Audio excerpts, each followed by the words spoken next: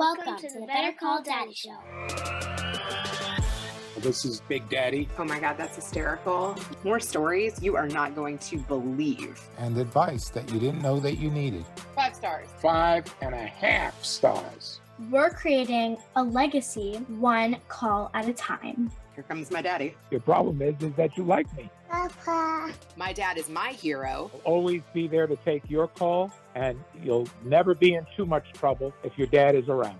Oh boy. I think I'm a pretty cool dude. Better Call Daddy. The safe space for controversy. This is your host, Rena Friedman Watts. No, this is your host, Celia Watts. More inspirational stories, more daddy drama, and more laughs. Hey, a lot of these things, I don't know where you're getting them from. It sounds like they're coming from when I look in the mirrors. Damn the public. Damn the public. Part of the key of life is bridging the gap between older and younger generations. Today, we're speaking with Joshua Crisp, who is the host of Bridge the Gap podcast. Son of a minister, he's weighing in on that today. Joshua Crisp, welcome. What's up? Oh my God. Can I tell you something so funny? Sure. Okay, I let my daughter do my makeup right before this. She literally finished at 5:59, and then I went and looked in the mirror and I'm like, oh my God, my daughter turned me into the devil and I have no time to wipe it off. I'm going to roll with it. It looks amazing. I love it. Your daughter has a bright future ahead of her. She just showed her friend that she wants to have a slumber party with for her birthday this weekend. She was like, what do you think? And she was like, it looks amazing. She's like, see, it looks amazing. I'm like, I'm going with it. This is so funny. I love it. It's great. Oh my gosh. So I went back and listened to the interview of you and Yitz. I'm going to give him a shout out here from the Cool. Sniff Spotlight series. And I heard you say that you formed Solinity to be multi-generational. And I thought that went really nice with the theme of my show. Awesome. Yeah. It's been a minute since me and him had that show. That was a great time. Yeah, I really enjoyed the interview. You gave a lot of backstory of how you got into senior housing and how you wanted to change the perception of the industry and how you started your community. And I would love you to tell some of that story. Yeah. One thing also that you talked about was looking back at your career and life. I think you were 41 at the time. I don't know if you still are, but I think it's really interesting to reflect on where you thought you would be, where you are, what mistakes you've made, what wins you've had, the good, bad, and the ugly. Let's talk about some of that. Oh gosh, there's lots of ugly in there. So, brace yourself. Life is not easy, right? It's definitely a journey. Yeah. What was your childhood like? So my childhood was interesting. In retrospect, I'm super blessed. I think I resented during my childhood. I didn't like a lot of it because we moved around a lot. So I was a minister's child. My dad was a pastor, a minister. And so we moved around a lot for that reason, mostly in the southeastern United States. I was born in Dallas, but all my family is from Tennessee. All the southern states we lived. And so I'm 42. And all during my childhood, there was no such thing as cell phones. There was not the internet, not all the ways to keep in touch like kids do now. And so, when you're young, your friends kind of mean the world to you. And on the little league teams and things like that you get really involved in, and these relationships mean so much to you, you work hard for, when you're just uprooted and you lose track. So that repeated over and over again. I began to get a little bit resentful in my high school years that are typically a little rebellious for all of us anyways, a little bit resentful of the moves and even towards my father and my mom for kind of forcing the moves, And so that led to some pretty rough years in my latter high school, early college, where I had to learn some lessons the hard way, just kind of sowing some wild oats, but probably more than you wanted to know about my childhood. No, I'm interested in that because, we've actually moved our kids once from a more religious school to a less religious school. And, as we have another child who's getting ready to enter school in a couple of years, then you start thinking about maybe navigating things differently. And do we want to move our kids again? And like what you're saying, I'm like, the middle two are kind of happy and have adjusted to the move. And now we have one entering high school. And do you let your kids participate in that conversation? Or is it like, I'm the parent, you're going to do what I want? Well, I wish I knew all the answers. I have 3 children right now, currently between the ages of 13 and 7.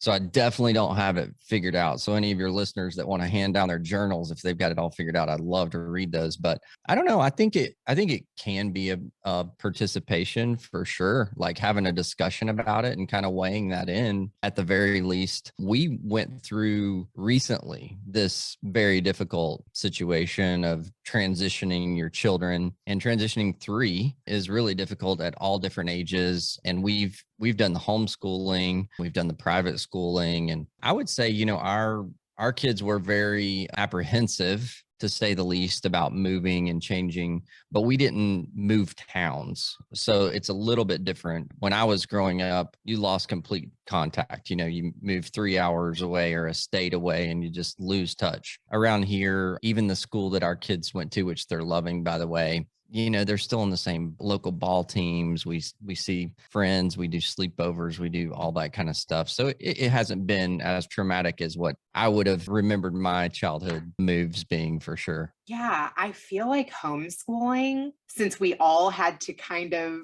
do that not by choice through the pandemic for at least some months, is now becoming more of an option and more of a thought amongst parents. I did a poll about that on LinkedIn and I could not believe the response I got. Yeah. Well, a couple of things on that. We had a good experience. I mean, it wasn't for us long term, not knocking homeschool. I was homeschooled some as a young child too. I hated it. It was, I would say, a lot different back then. Again, I'm talking like a really old guy now, but now they have all these cohorts, as they call them, and these things where the kids aren't really isolated just at their home. They get out and do activities and even rotate among houses of the cohort members and things like that. So there's a lot of social interaction. They even have their own sports leagues in some towns. So, but I'll tell you, through this, one of the things that we kind of have learned and come to the realization with is, we as parents, we're going to have to take a little bit more responsibility in educating our children, because I think so often we think, oh, the school system or this private school or wherever you choose, you kind of have a tendency just to kind of completely delegate that aspect, right? We're busy, we've got our careers, we pay tax dollars, or we pay private, they should do that. And we kind of came to the realization during this that no matter where our kids ended up in school, we needed to take a more active role in educating them. And so I think coming to that realization has just kind of helped us to parent a little better, maybe, and also partner with the schools to kind of get involved and help them in educating our children, rather than just blame them for all the things that are wrong, I guess is part of the realization we came to. Yeah, I love that you just said, instead of blame them, partner with them, because I do feel like education is changing. And when you are spending private school dollars on education, I think that some parents feel that entitles them to explosions. Mm-hmm. Yeah. Yeah, naturally. Yeah, like I'm a paying customer here. Yeah, get this right. Absolutely. Well, every kid is different, as I can attest to. Even in my own household, I feel like I've raised them all the same, but they all learn so differently. They all communicate, they all feel differently. And so I can't imagine the difficulty our school systems have in not only educating at all those different levels, but my gosh, if it's anything like senior living, I'll tell you, our issues are typically not with our residents, who are like our customers, our clients. It's actually the adult sons and daughters. It's the family members, right? So I would imagine probably in the school systems, half the time the challenge is dealing with the parents, and the kids are maybe not even as much the issue. Okay, so I love that you transitioned to that. And I would love you to talk about the vision behind Solinity and the relationships that you're forming with multi-generations? Yeah, so we're trying. So, it's been a progression for me about 17 years in the industry. I didn't have a background, so to speak. I wasn't educated in healthcare or educated in senior living. Long story how I landed in it, I'll spare you. But essentially going in and starting at the bottom of the workforce and the senior living communities and working alongside the caregivers and the dining departments and the housekeepers and administration and maintenance. And I got a really firsthand look at what these residents go through on a daily basis. And long before COVID, I would say our industry really had struggled in many ways here in the US anyways, with isolation. You've heard that a lot through COVID about all the things, but this whole principle in the US that we kind of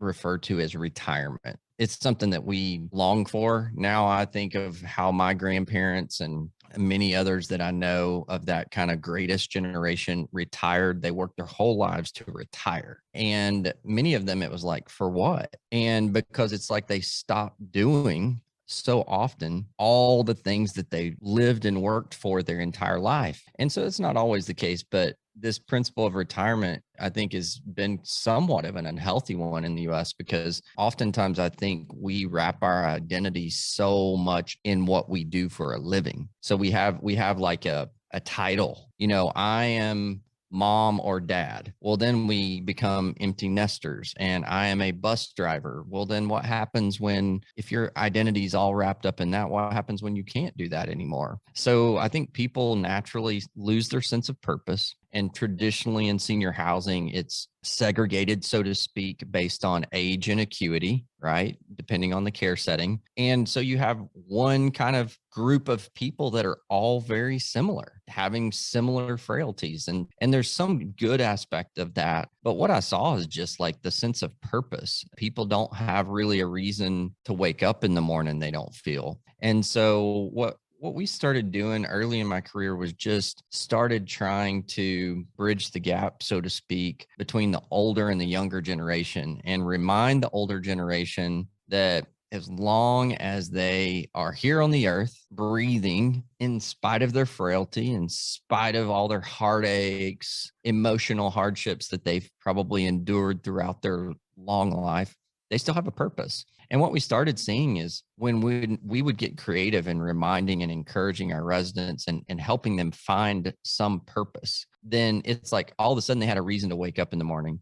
And, I'm not that smart of a guy, but you can see when something starts to tick with people and depression and anxiety start going away and they just seem happier. So the more and more we did that, the more that we wanted to focus on trying to create a system and a community where old and young people live and work together. Simply going back in many ways to the way we used to be back in the Little House on the Prairie days. There was not an institutional community where it's like, okay, you're 87-year-old and you have two needs of activities of daily living assistance.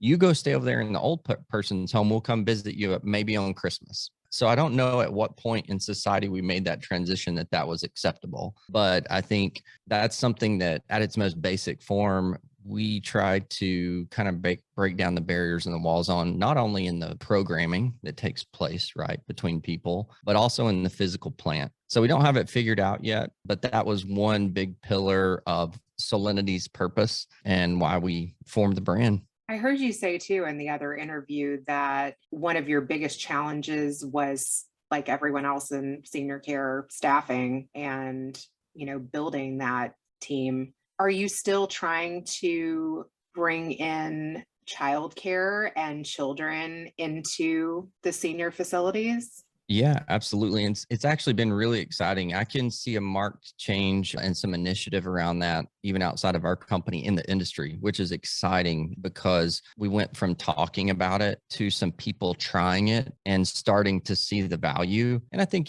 sometimes it takes a while to see a hard line to the bottom line of those kind of investments, like it does with a lot of other benefits that we may look at packaging in for our team members, but it's certainly starting to become something that you're seeing. And all of our new communities that we're designing have some aspect of that. If we don't have the property or the ability to, or landlocked and can't provide that on campus, then we try to provide that as an extra benefit and partner. There's a lot of great daycare programs and kids care programs and, preschools in most areas that you can partner with. I just love that idea. And I actually remember in middle school going and singing and performing at a nursing home. And it was actually where my great grandmother was. But it does, it brings everybody out of their room. They love the youth.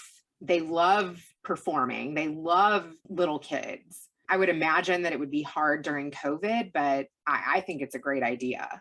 Our industry has been hit pretty hard by COVID, probably not even as much as some people really think COVID itself, as far as just all these people sick and dying and so forth. Our industry has not been hit with that as nearly as hard as what we call the nursing home industry. But, like the general population, we have a frail population that we serve, and there's been obviously the pandemic going on, but I would say probably our biggest challenge has just been the isolation of people. And, I think we're still just beginning to see the fallout from all the isolation, the increased depression. And quite honestly, I think there was probably I haven't seen too many statistics. It's hard to track it. And you don't even know if the statistics you're seeing, how factual they are these days. It's hard to really dig down and get what's really happening, except what you see with your own two eyes, right? And hear with your own ears. But I know there's been a lot of folks that I feel like have just given up because, they've been isolated from the world. And they were already isolated in many cases. You didn't get many family members didn't get as many visits as others. And then when you lock them out and don't allow anyone to come in, it's really tough. Very, very tough. Would you say you're wanting to help that generation still feel like they have purpose is from your spiritual upbringing? I think so. It's amazing. I think walking along in life, what's that phrase they say that you can't see the forest for the trees or something like that. So essentially you're walking along in life and these things are either happening to you or these opportunities are coming up. They seem very random to you, or they did to me. And it didn't make any sense. And I felt very directionless, even in my college years. I didn't really know what I wanted to study. I just knew I needed to get a degree. That's what everybody was telling me, right? And so, but now in hindsight, when I look back, I think the great values that my parents, even on the spiritual side, instilled in me, I find myself, the older I get, drawing back to that, probably unintentionally, just kind of naturally going back to my core of what I was taught and how I was raised. I can also see that there was a lot of things. I'll give you an example. I never again thought I would be doing what I'm doing today at any scale, and especially not in senior living. It was not even on my radar. I didn't know what it was. But when I think back and think to my dad, he was abandoned, him and his brothers as a child by his mom and dad, left, and they were raised by his handicapped grandmother without running water, without even an in-house plumbing, no electric. And my dad's not that old. So he was not raised during the Depression days, but he was raised like he was in the Depression days. I remember hearing stories. He would talk about his Grammy. That's what he called her. So I would hear these great stories.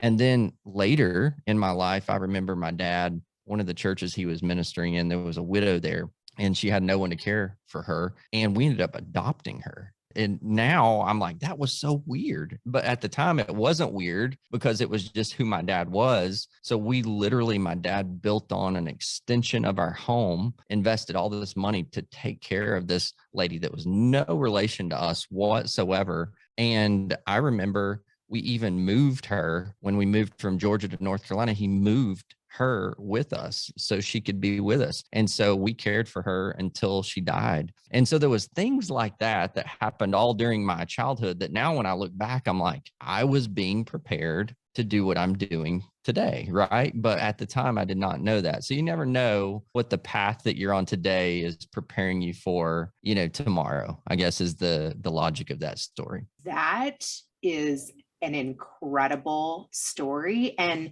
also, like, how could you not want to go back to a purposeful living after having that example, even if you rebelled from it at a certain point? Like Totally. when you saw something like that, that is just completely extraordinary. Yeah. Well, and I'll tell you, most of when I really boil it down to, why did I rebel, and that sort of thing, I think so much of my rebellion was just geared towards, I remember I used to use the term hypocrites. Like, I'm tired of these hypocrites. They're judging people. They're doing all this kind of stuff. And so it was very much, I had a reason that I could blame somebody that was acting a certain way for my actions. And finally, it just dawned on me. I'm like, I'm the hypocrite. Here I am telling everybody else that they're this and they're that. And I'm actually the one judging. And so, it was really a cool transition for me. It was tough to live through, but kind of mending that fence with my parents. And now as a parent, it scares me to death to think, oh my gosh, my kids are about to hit those teenage years. I hope they weren't me. I hope that they don't pull a Josh, because it would just break my heart. So hopefully, the values that we instill in our kids, even if they depart and obviously choose their own paths, which we want them to, at some point, the core beliefs of who they are and their sense of purpose will come to fruition in their little lives. Oh, I love that so much. And I truthfully have to check myself still as far as judging people online, to be honest. But look, I will say, and you know this as well, because you're producing content 365 days a year and encouraging people to do it. Whoever tells their story and puts themselves out there should get credit for that, because it's brave. It is. Yeah. You have to be a little vulnerable, and you have to be willing to take the criticism and, quite honestly, the judgment. People are going to pass judgment, and one way or the other, for good or bad, and you don't really have a lot of control over that. How did your parents stay loving, and how did they make room for your feelings? That's a great question. My parents were strong to discipline. Let's say that. As a matter of fact, me and my dad laugh about it now. And yes, I was a child that was spanked, and I say I probably needed more spankings than I got. But, we've looked back and laughed and thought, if he had it to do over again, there would be things he would obviously do different. But I never, ever once, even when I was in the heat of my complete rebelling against my parents, and I left home at age 16, just went totally wayward, I never once doubted that my parents loved me. I mean, I knew that they loved me. I didn't like them very much at the time. I loved them, if I would admit it, but I didn't like them very much. But it was a very unconditional love. So I want to distinguish between two things that really my parents showed love. They never condoned what I was doing, like the things that they believed was wrong and the things that I definitely was doing that was wrong. They never condoned it, but they also loved me through it. So there was a very much an unconditional love there, a love that I think you really can't understand. I couldn't anyways until I had kids. It's like, man, I can't ever imagine anything these kids could do that I would not still love them. Right. And until you are a parent, I can't say there was anybody else in the world that I would ever say that about. You think of the person you're closest to, and you could still think, oh, if they did that, then I'll cut them off forever. I can't imagine a situation with my kids. And so for me, not to get spiritual, but my particular faith, that's a demonstration. My dad and my mom's demonstration of that kind of unconditional love was a demonstration and an example of like the faith I have, the spiritual faith. It's a very unconditional love. So there's nothing really I can do to earn it. and it's not conditional based on whether I succeed or fail. So I guess when you get to that point and you have that kind of relationship and realize that you're in that kind of relationship, to me, that's what true love is. That's an unconditional love that really, I can definitely hurt the relationship, but I can't ever make them stop loving me. So. Wow. Well, that's amazing. And I think all kids really would love to feel that way. Yeah, it's sad. It's sad that a lot of kids don't have that. It's really heartbreaking. I was very sheltered. Now, in hindsight, I can look back and say my parents sheltered me from a lot of things. And even though we never had much money, I never knew we didn't have much money. I took a year off of college to go, crazy story. I took a year off college to go around the US, leading a group of singers and performers. I'm not a singer and performer, but don't ask me how I got into this. But I did it to try to get a year of my college paid for. There was a scholarship for it, and I was poor. I went on the road I was the oldest of all these 9 college students, and we went around and we would sing at churches and universities. We would do these concerts and take up like these offerings, that gifts that people would give us. Then we would take that money and we would go do character education assembly programs in elementary schools, public schools all across the country.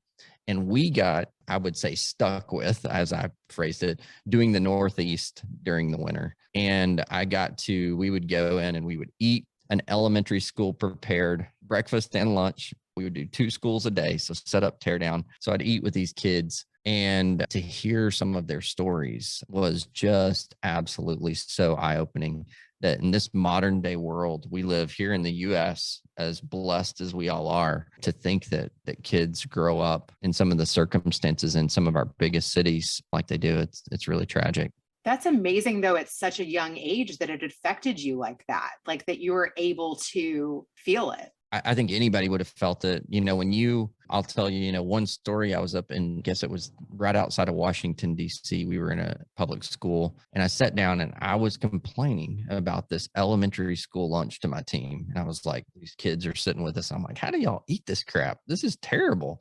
Don't eat that. That's going to kill you. So I was griping about it rather loudly. And I remember I just pushed mine away, and this little kid beside of me, must have been like in 3rd grade, he said, "Hey man, you gonna eat that stuff?" And I'm like, "No, and you better not eat it either. You're gonna die if you eat that." And he's like, "Well, I'll take it." He's like, "I've got a bag, I'll put it in my bag." And I'm like, "Are you serious? You're gonna eat that stuff?" He's like, "No, I'm not." He's like, "I'm gonna take it to my mom." And I said, does your mom want to eat that stuff? And he's like, "Oh yeah, this would probably be all she eats today." So I started talking to him. The kid goes to live under a bridge. So he gets to school, he goes and lives under a bridge and takes his mom food off of other people's plate. And that's a story after I talked to the principals of the school. And I told him, I'm like, "Do you know this kid doesn't have anything to eat?" And his mom, and they validated that. And it was a true story. And they're like, actually, the number of meals that the school system in that district sent home to families that can't afford meals was mind-boggling. And I mean, I never knew that my tax dollars went to those kind of things. I was just thinking it was going to just education.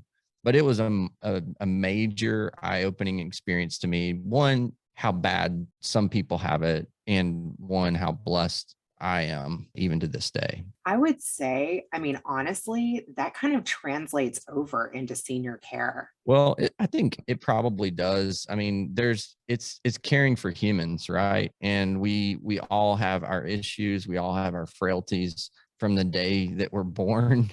We're aging. So it's just dealing with, in senior living, you're just dealing with one section, of the aging population, just like elementary is dealing with this section of the aging population. They have their own issues. They've got to be taught, they've got to be learned, they've got to be cleaned up. Then you look at the seniors, and many times they've got to be reminded, they've got to be cleaned up, they've got to be cared for. The aging spectrum, I care for just one small portion of that spectrum, but we all have our issues. It's humanity, right? Yeah, I am curious about what happened when you were 16. So I was very rebellious. I had really worked hard to build my friendship network once again. Had just moved to a high school. I had just achieved the starting second base position on the baseball team, which was a big deal then, and you were a jock, like the girls liked you, you had all your things. I was checking all the little boxes and stuff. My dad had been in between kind of his missions, his churches, and we were living in Tennessee at the time. And I remember he said he was going to move us to San Diego, California. And I'm like, no, we're not going to San Diego, California. And so I basically just put the line in the sand and I'm like, no, I'm 16. I am not moving one more time for any of these church people.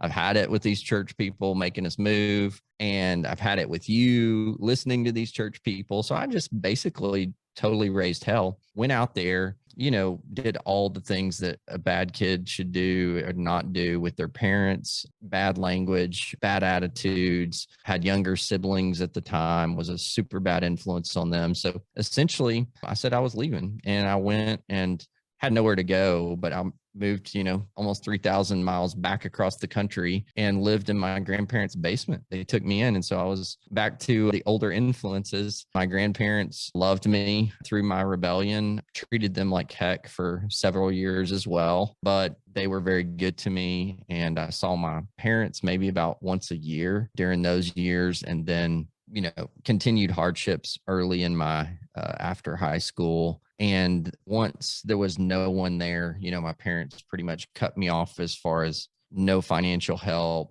My grandparents weren't helping me. And I suddenly realized that all these people, these friends and people outside of my family that I had kind of put my faith, my hope, my trust, my loyalty, all these tokens that I'd given them, relationship tokens, they didn't really give a crap about me. That led to the buddies that I thought would let me live with them on their couch. Like, no, man, my girlfriend or my wife or whatever it was, we've got our own life. You go get your own. So it was like a lot of rejection. The ones that truly care about you unconditionally just keep, I can only imagine how painful it must have been for them to see me continue to make bad decision after bad decision. They just kept loving me through it. So we mended relationships, and the school of hard knocks, long story short, is I ended up getting a job in the most unlikely of places that I would have never wanted to work, never just sought out to work. And that really, I just had to start providing for myself.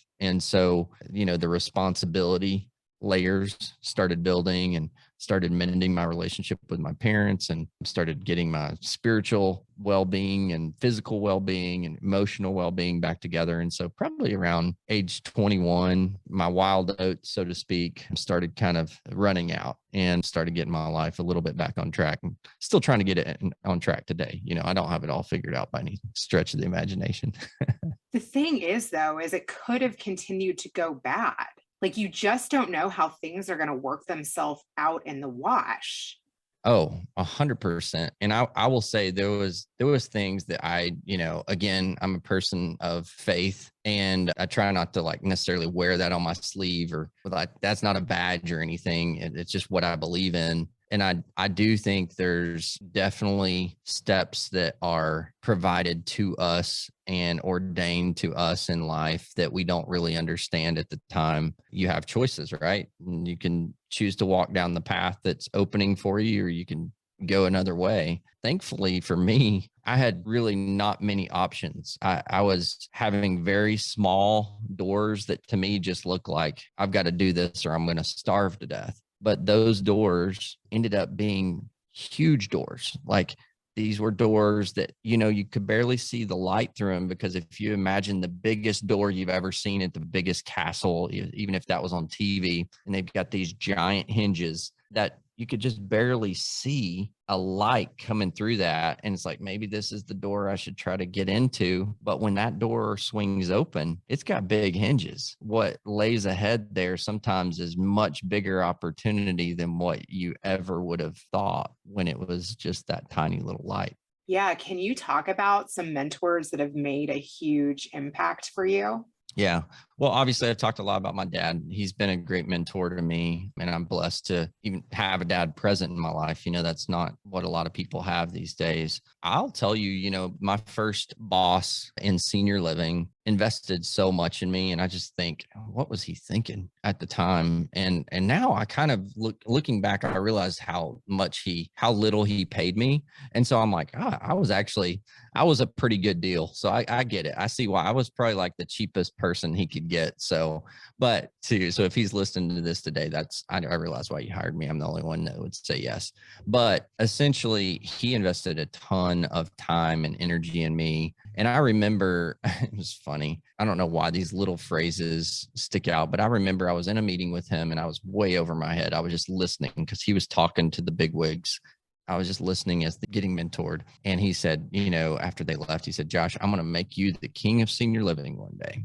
And at the time, I'm like, I don't even know what that means. But what I think and how I take that is he was going to invest in me and help turn me into something where, even though he was the boss, he was the owner. He wasn't necessarily just like, hey, you're going to do this for me, and this is for me and my company. He was actually pouring into me to make me a better leader, to teach me the values that it would take to make it in this industry. And so he was a huge one. There's been some residents that have been, and I don't really want to mention their names on here, maybe sensitive for some of their families, but I've had some residents that in some funny ways have kind of treated me like their grandkid, so to speak. And some of them were pretty hard on me. I can remember my first senior living job when I was opening my first community. And some of those old men and older women, my face was about like it is right now, just a lot younger, and not this gray in my beard, but I had a hairy face. I've always kind of kept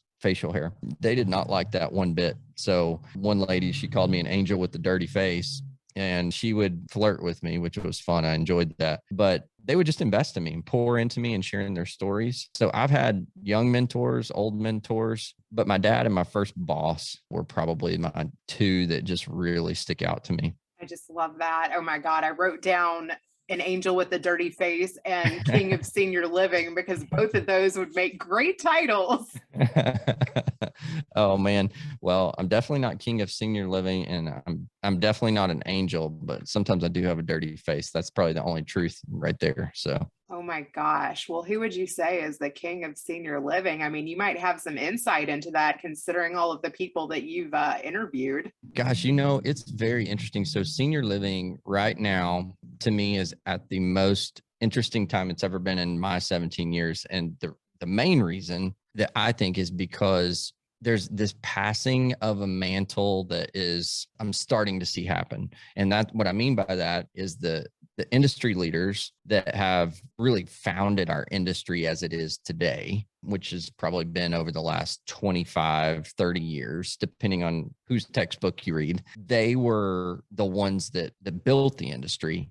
And they're starting to see this transition between the greatest generation and the next generation, which is the boomer generation. And there's so many differences in product type, preference type between the greatest generation, which is my grandparents, and my parents, the boomer generation. And I think so many of them are at the point in their career where naturally they're ready to not necessarily start another new adventure and completely retool. They're aging out, so to speak, of their career. And there's this whole generation of, I would say, young leaders that are so different than the old leaders. And you're seeing this kind of weird friction happen between them, where some are willingly working together and others are kind of like the power pull going on. And I honestly feel like I'm just somewhere in the middle, because I'm not like the youngsters and I'm not really the oldsters. And so I feel like I kind of have a unique perspective right now. And I do get to see and talk to so many awesome leaders and influencers in our industry. And it's fun because I just act like, I'm just the host. I don't have to be smart. I just have to ask questions. So I don't know who the king is. There's definitely some young influencers that, at least by their social media presence, you would think they were the king of industry for sure. Well, I did hear that you are starting a new podcast with James Lee, right? Well, so we did start a podcast with James Lee. James Lee is definitely a huge thought leader in our industry. I can still remember the first conference that I met him at, and I thought we interviewed him on our podcast. And at that point, nobody knew who James Lee was. And I just remember thinking, dude, you are so smart. How did you get so smart? And he just is a very deep thinker, very intentional. And so James is doing a lot of different things now. He's launched his own podcast. I'll give him a plug, Level Up. He does a great job with it. And he's actually now helped to found, I think that, which was a bucket list for him. It happened sooner than what he thought it would, a senior living company, a community. And so he and his partners have done that. And I can't remember the name off of it, but he's doing a great job. He's definitely a thought leader in our space. And there's a lot of guys and girls just like James Lee that are coming up, and it's very encouraging. And I think with people like that, our aging population and all the challenges that are going to come over the years to come are in good hands with people like them for sure.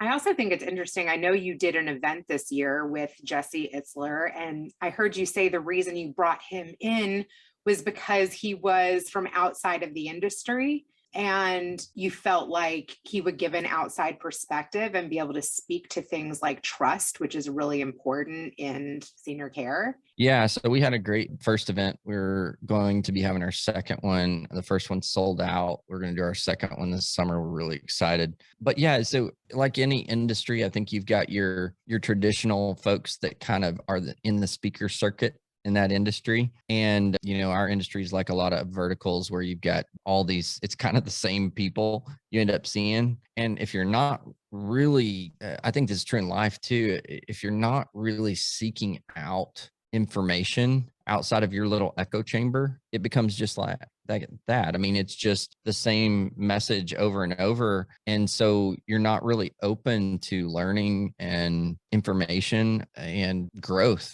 And honestly, so Jesse would be probably one of the furthest personality types that people would think senior living. When you think Jesse Itzler, right? That's not what you think.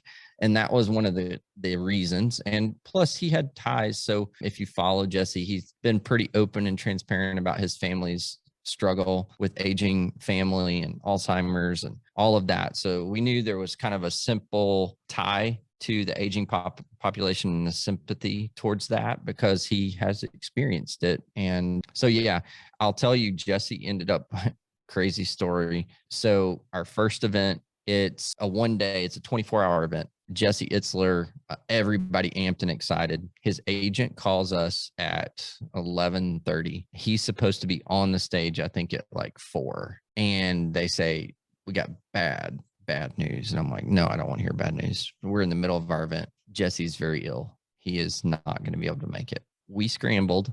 You would not believe it, but we ended up having Scott Hamilton. I don't know if you've heard of Scott, but he was the gold Ice medalist. skater. Yes. The back flipper. Yeah, absolutely. And he delivered the best keynote that was the most relevant keynote that we could have never planned it to be that perfect. And I remember everybody coming up and being like, we couldn't wait to hear Jesse, but you could not have had a better keynote. And it was like, man, again, that was just a provisional thing that we can't take credit for it, but it ended up working out great. And we hope to have Jesse at one of our future events for sure, because he's such an awesome speaker and motivator.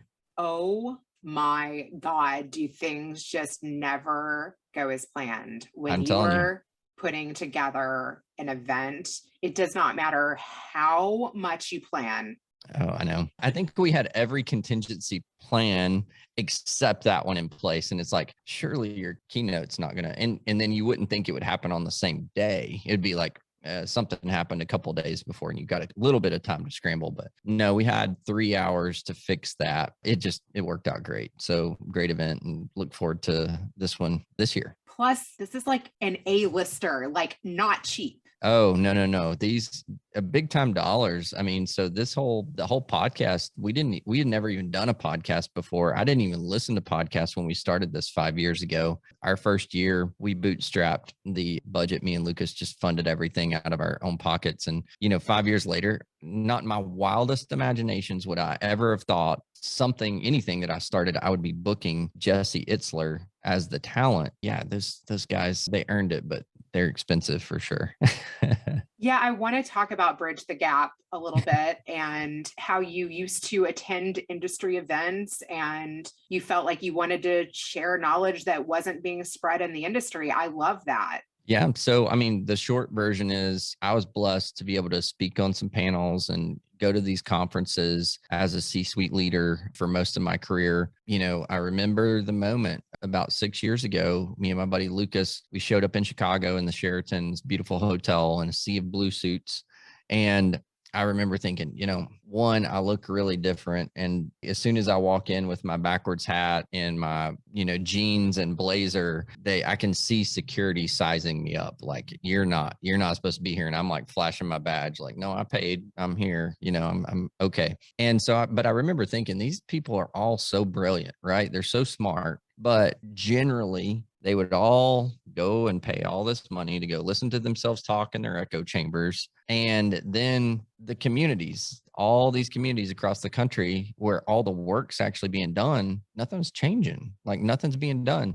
So I'm like, Lucas, how do we take their information and completely distribute it to where it's free? It's open to the public. And so he's like, I think we could do that with a podcast. Like, we could probably figure that out. And so we literally just kind of developed the brand. The brand tells the story. We were trying to bridge that information gap and take the conference information, all that thought leadership, to whoever wanted it and make it free. And so that's what we did. Our 3 pillars are inform, educate, and influence the industry. And it's never been about me and Lucas. It's always about the thought leader in the middle of us. And 5 years later, it's a network of podcasts that we produce even for other people that live on our network. And then we just launched our first magazine, which is awesome. And then we're now doing events. We've got a big event in Dallas here soon, Dallas Cowboys cheerleaders and speakers and concert. And so we're touring all these cities and getting to do some really cool stuff and meet people not in my wildest imagination I ever would have dreamed I would have met, and especially not in senior living. So it's been a pretty cool ride. It's so incredible. What mistakes have you made, or what other Jesse Itzler moments have you had? Like, there had to have been some. Oh my gosh. So everything that I have done has been difficult. And a lot of the stories, to be honest with you, I haven't shared publicly because maybe for a lot of reasons. Maybe I don't want people to know that we almost failed. Maybe it's to protect those organizations. I don't know. But, I'll tell you, just I've had tons of failures, but there's been a lot of things to overcome. One of the big things that I guess challenges is Pedal for Alzheimer's, which was an event. I started an event, Pedal for Pat. And I can remember in that first year, Pedal for Pat, I was going to ride 1,098 miles to honor the legacy of Coach Pat Summitt and her 1,098 career wins. And so I had branded this event, gone to the Pat Summitt Foundation. This was right after she had died with Alzheimer's. And I said, I'd like to do this. So they got on board with it. January of 2017, we launched Pedal for Pat. And I was going to ride my bike from Knoxville to Key West, which was 1,098 miles over the course of 12 days. And I was going to do this later that fall in October. The funny thing about this was, so when this went to Sports Illustrated, USA Today, ESPN Around the Horn in March of that year when the press release went out. And when the sports reporters called me, they said, Josh, tell us about your professional cycling career. And this was like in March of 2017. I said, you got the wrong guy. I said, I haven't even got my bike yet. I just ordered it and it should be here sometime in a few weeks. And they're like, wait a minute, this story just got extra crazy. You've never even ridden a bike and you're riding 1,098 miles in October. And I'm like, yeah, I'm going to train really hard for it. So that's not the most interesting thing about this story. Everything came against me that year to do that. So this was originally supposed to be an event just for the Pat Summitt Foundation. Everything was going great. And all the press. We had team members, sports stars, professional cyclists all going to join us. And about June, which would have been just a few months before the event, I'd already raised for the foundation a lot of money. And they came to me and they said, you know what, we can't do the event. And I said, what do you mean we can't do the event? Like, all these people are committed, all these people are given. They're like, it's too dangerous. It's gotten too public. You're going across all these states. It's dangerous. You're going to be on open roads, blah, blah, blah. And so I remember that was a moment where I was either going to have to complete the mission and take on all the liability myself or disappoint all these people. And so I chose, in basically a 24-hour period, I made the commitment and I set up a little LLC, took up all the risk myself and self-funded to keep the thing going, just so, we didn't disappoint people. And come to find out, some really awesome people heard that story, surrounded the cause and sponsored the expenses so I didn't have to pay for it out of pocket. And we ended up completing the ride, and we did it in 11 days instead of 12 in hurricane force winds. And we ended up giving a check to the Pat Summit Foundation for $100,000 at the center court. And the coolest thing is I never got to meet Pat. I was just a fan. And so, some of the lessons that I have learned through hardships have been my best lessons. But, that was one that I learned. My dad would never let me quit. I wanted to quit many times on a lot of things growing up, and he would never let me quit. I would say that's something that, going back to my value set, that influenced that decision. And that was a turning point. Now Pedal for Pat is now Pedal for Alzheimer's. It's a 501c3, has a board. We have ambassadors in 11 states, and we've given hundreds of thousands of dollars away. It's a complete volunteer organization. I've learned that nothing that is worth doing comes easy. Every single thing, we could talk all night long. Every single venture I've done has been a battle. It's not been easy. And so as an entrepreneur, if you have any quit in you, you're going to fail for sure. So you can't quit. I feel like that message was spiritual right there. And I swear to God, my dad has never let me quit either. Yeah.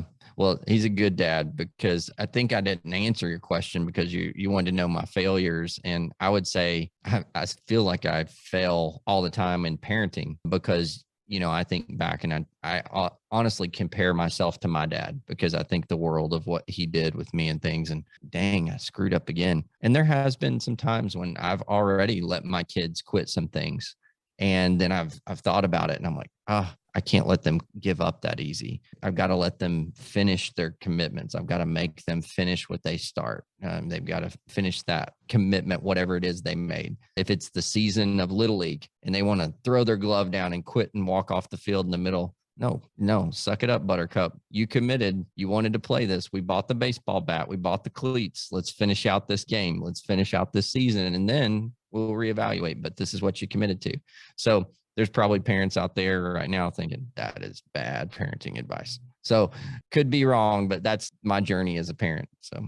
Oh, I can just relate to everything that you've said. Is there anything that you would like to ask my dad? Oh man, I have flashbacks of some bad, especially in my rebellious years, bad moments with female dads.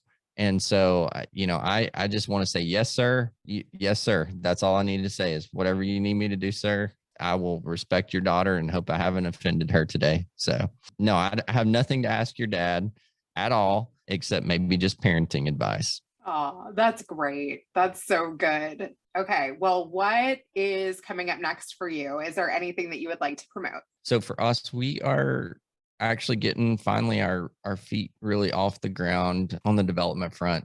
So the next big announcements will be developments that are coming out of the ground, which we're really excited about. So for a self-funded company like me, not coming from a wealthy family at all, I've just worked really hard in the industry and saved all my nickels to be able to do $35 million developments. And above that, it's, for me, it feels really good to be able to do that. So can't announce those yet, but there's a couple of big announcements coming to the industry that we'll launch hopefully by the summer. And yeah, but that's it. We got our VIP Ignite event coming up this summer. It'll be our second one. So if there's anybody that out there in your world that doesn't even do senior living, but very curious, it's a great place to come and meet the top 200 influencers and just a great bunch of people to network with. So we'd love to have people. It is invitation only, but you can request an invite. It'll sell out really quickly. I am so proud of everything that you've accomplished. Wow. I cannot wait to hear what my dad has to say about this. He's going to love this episode.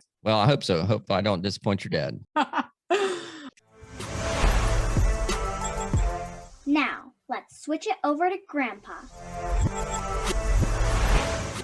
This is your interview with Josh Chris.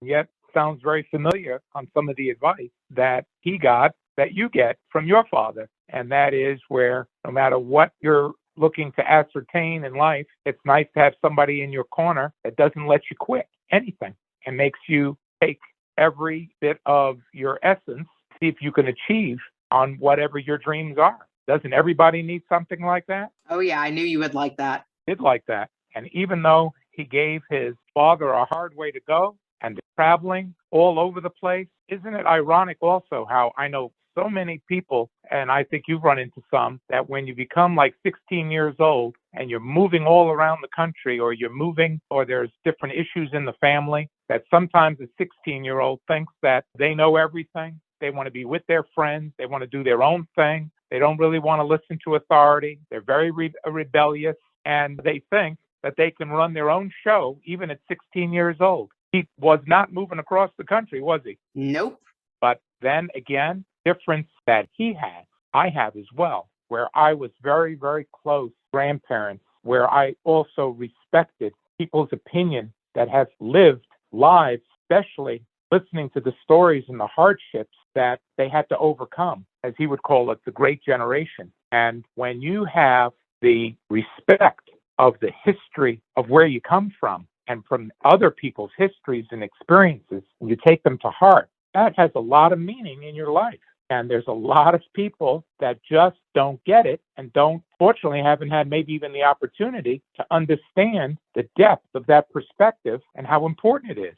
And what I also love about the discussion is just like our show, where we're trying to incorporate 3 generations in your story, where your children are involved, where you're involved, and I'm involved, and even your great-grandma and great-grandpa have been involved in your show. That's 4 generations, that interaction of understanding a generational legacy. And it doesn't have to be money, but compassion and wisdom and experience. And when it's all tied in, then we understand the value of life and how important it is to have people participate and be encouraged all along the way, that a life is valuable right till you stop breathing at any age. And I think that in this generation anyway, and there's a lot of people with a different philosophy than that, where if a person doesn't have enough money, or they don't have the right health, or they are on the wrong side of the tracks, that they just are just a statistic, and it doesn't matter, that their life does not have that much meaning. Well, that can be very depressing. The other thing that comes up is that when you isolate people and you don't have them participate, even going to school and working and showing that they can be vibrant and doing things and staying in motion and growing and developing, you don't do those things, you also wither away and die. He's trying to incorporate all of those experiences, and been also very fortunate because he had a mentor. He teases you that this fellow was teaching him the business of the healthcare system because he was willing to work for less. But it's really not true. This fella paid him, spent a lot of time and effort and money. What does that cost? A person's time, an owner of a nursing homes or a healthcare system. And he really made him his apprentice. He made him his protege. That's invaluable. Not everybody gets those opportunities. Isn't that similar to a line that a young kid that was shoveling shit at Churchill Downs for 1 week and he quit? He says to me, Mr. Friedman, there's just no future in shoveling shit. He says, but I'll do it if I could see just a hint of a possibility that there's a future. I would do anything to have a future and learn the business. And that crazy line gave a person a job in my company where been with me for 30 years through thick and thin, and also learned like I did, hands-on, just about every operation in the business. Yeah, that reminds me of him saying, his father took in that woman that needed a place to live into their own home. And then that, he feels like looking back, set the stage for him working in senior care. Well, and look at the example living at home, but also where I witnessed my parents taking in every parent that they had, or my grandfather, my grandmother, on both sides of the family, my mom and dad took in. It was their honor and privilege. My dad didn't even take a tax credit on them. You're talking about something that I also enjoyed at the very end. Says, when it comes to you want to ask a question to your father, what's he say? He says, well, I do know that when you're talking about the girl's father, yes, sir. And that's respect. That is what you call a person who has come full circle in understanding that your wife is an important part of your life, and her parents are just as important to him as the lady that he married, that he wants to respect where she came from. I think that's wonderful, and that's the way it should be. Thanks for listening to the Better Call Daddy Show. Now you can subscribe on Apple Podcasts, Google Play, Spotify, iHeartRadio, and TuneIn. If you've enjoyed this episode of the Better Call Daddy Show, please feel free to review it at ratethispodcast.com/BetterCallDaddy. Add Better Call Daddy Podcast on IG, at Rena Friedman Watts on LinkedIn.com.